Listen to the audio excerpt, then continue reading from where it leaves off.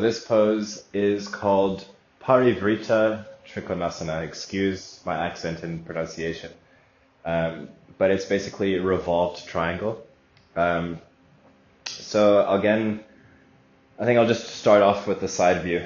So starting with my right foot forward, again with triangle, you want to have it's kind of like, so with revolved triangle, okay, so let me start over. With your normal triangle, you have similar stance in terms of your feet positioning for warrior two. So like this is your triangle pose. Again, my heels are in line with each other. But with revolved triangle, I'm basically essentially reaching my right hand outwards on the outside of my left ankle.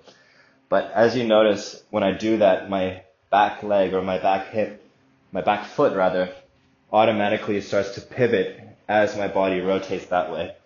So with this one, it's similar stance in terms of your feet positioning for your pyramid, what previous pose we did.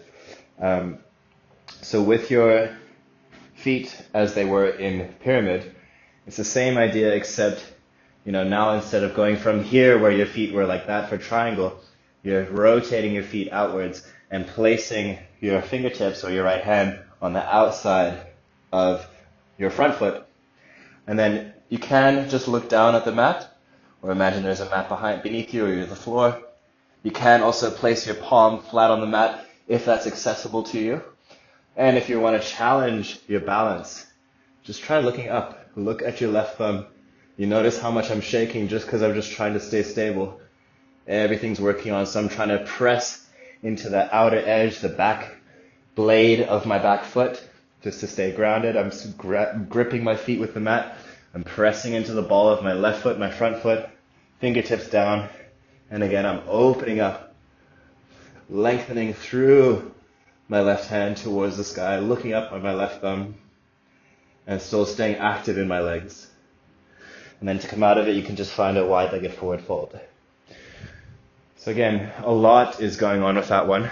And you'll notice just by changing your gaze, in yoga we call it a drishti, a focal point.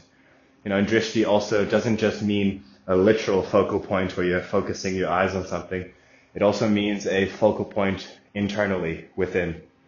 So like when you're meditating or if you have your eyes closed, you're finding just a still point, a moment of stillness to focus that attention or that energy or awareness towards.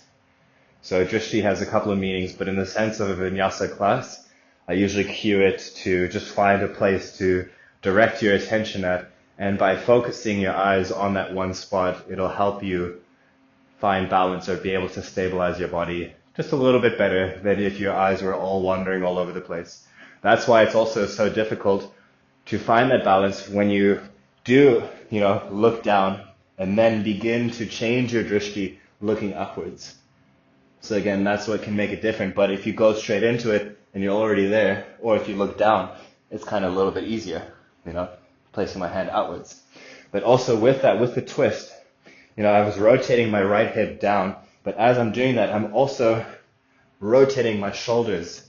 Again, the chest, the upper body is rotating in the opposite direction towards my legs. So again, a lot is going on, and yeah, it's just a fun way to challenge it. Again, there's a lot of interesting ways to get into the shape and out of the shape, and then that will be covered in more videos later on. But for the sake of just explaining the basics and how to get into it, that is revolved triangle.